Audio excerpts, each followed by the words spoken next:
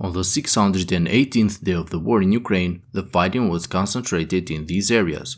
Near Avdiivka, battles continue along the Stepove chemical plant line, where in the last few days the mechanized units of the 47th Mechanized Brigade of the Ukrainian Army have successfully contained the Russian advance, and despite their efforts, it seems that the Russian forces have not been able to break through the Ukrainian defenses in this direction. During the intense battles that took place along this line, it was reported that in the past few days 6 Bradley infantry fighting vehicles were damaged and destroyed, but the Russian forces still failed to advance past the railway line. Heavy battles were also reported taking place north of Krasnohorivka, with the Russian forces attacking towards Novokalinove and gaining ground by taking some tree-line positions in this direction. However, according to some Ukrainian sources, today the Ukrainian army organized a powerful counterattack in this direction and likely forced the Russians to fall back on their previous positions behind the railway. On top of the constant Ukrainian counterattacks, the beginning of the rainy season is also playing a role in slowing down the Russian offensive. The Ukrainian forces could use this chance to fortify their positions near Stepove and north of Avdiivka, which remains the most critical part of the entire front line.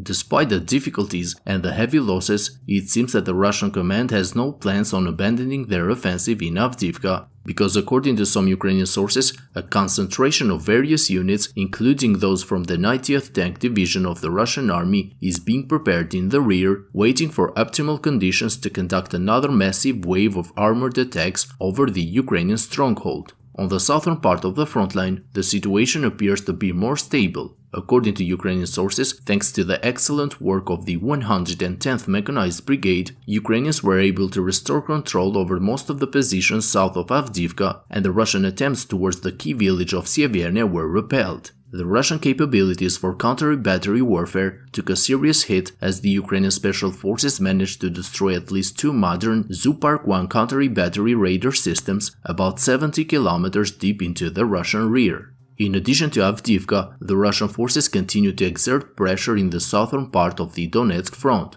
Yesterday, the Russian army launched a massive armored assault in the Vuhledar sector. The Russian mechanized force moved through the town of Mikilske about 5 kilometers southwest of Vuhledar and attacked north and east of the current Russian position. The 72nd Mechanized Brigade of the Ukrainian Army, which is responsible for the defense of this part of the front line, spotted the Russian convoys moving through the town of Mikilske, and thanks to their work, the massive Russian force was destroyed by artillery fire. According to Ukrainian sources, but also as seen on the footage, at least 12 tanks and armored vehicles of the Russian army were damaged and destroyed in this battle.